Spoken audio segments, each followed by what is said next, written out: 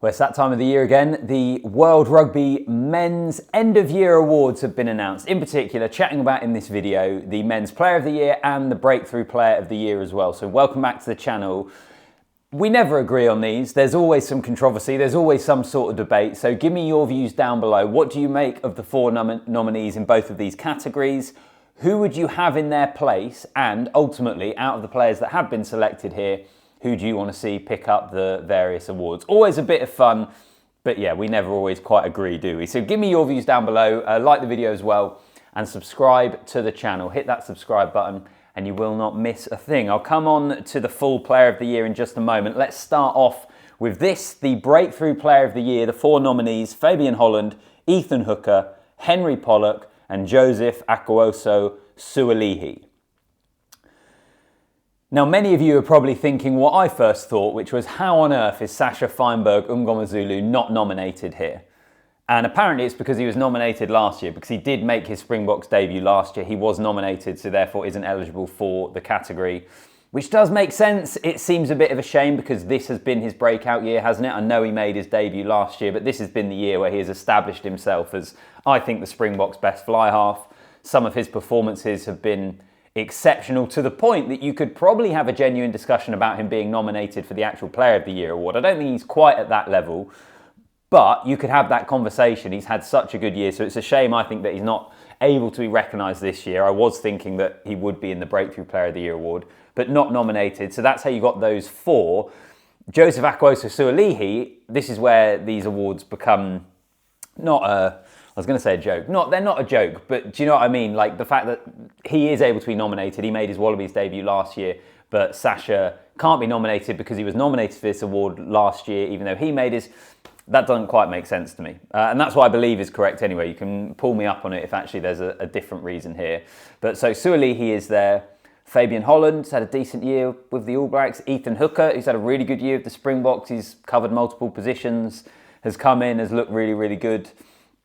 I'll be honest, and you can correct me here if this is my English bias coming through.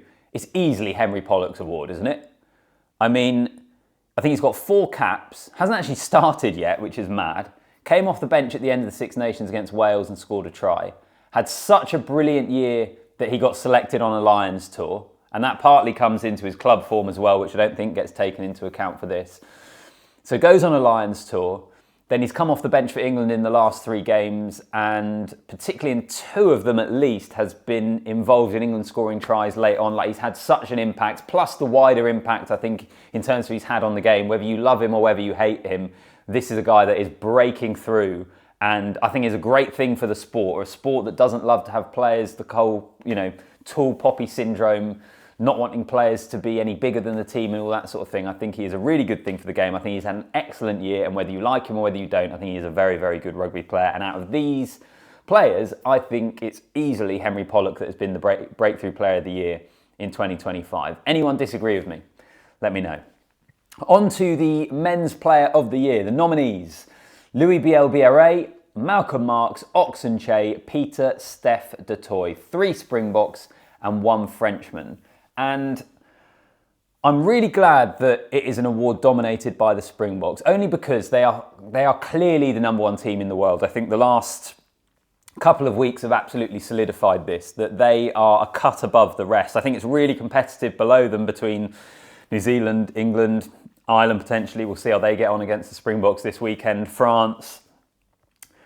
But South Africa are clearly the #1 team in the world. They are clearly the best team in the world, and they have been the best team in the world this year. So I was glad that they have more nominations, because the one thing with South Africa, because they rotate so much, and I actually find it really difficult. I was thinking about this fairly recently ahead of these awards, of who's been the standout South African player this year.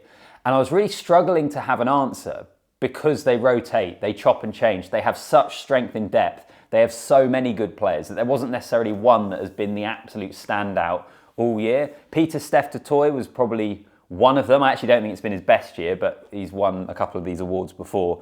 So he's still playing at a really high level. I'm delighted to see Nche there. The first time a prop has been nominated in the men's category, which is mental, by the way. Given the importance of the set piece and the front row and how much of a game-changing element the scrum is, including how good Nche has been previously for South Africa, in particular I think 2023, The fact that no prop has ever been nominated before this is absolutely mental. And then Malcolm Marx is one, I really like Malcolm Marx, but it's probably out of all the players on that list, the one that I would categorise as a little bit more of a surprise. And then Bielle-Biarrey, I mean, he's been wicked, hasn't he? He's one of the best wingers in the world. He's superb. He gets into most teams. So exciting. The sort of player that you would buy a ticket to go and watch him play, isn't he? Like, he is electric. Who do you think should be there in their place?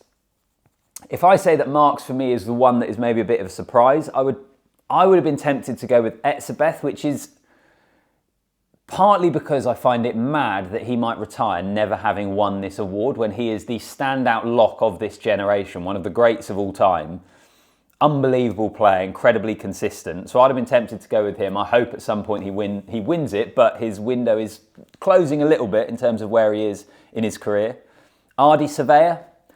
I mean, Ardie Savea in a New Zealand team that has had their ups and downs continues to be an absolute game breaker. I think he would 100% be good value and worthwhile to be nominated on this list. Anyone else? Those are probably the two main ones for me.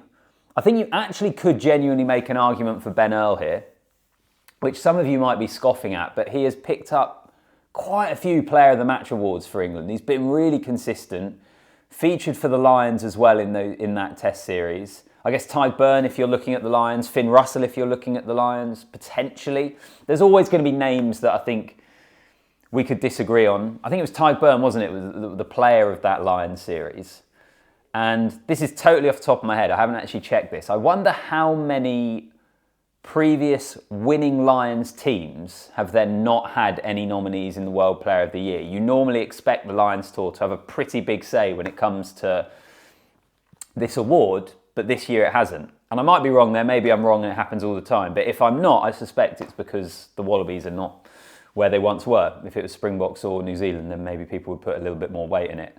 But out of those four, who do you think is going to win it? For me, I'm hoping Nche. Pieter-Steph's won it before. He's an all-time great. Malcolm Marx is a really good player, but probably out of these four, I'd have him, I think, at the bottom of the four.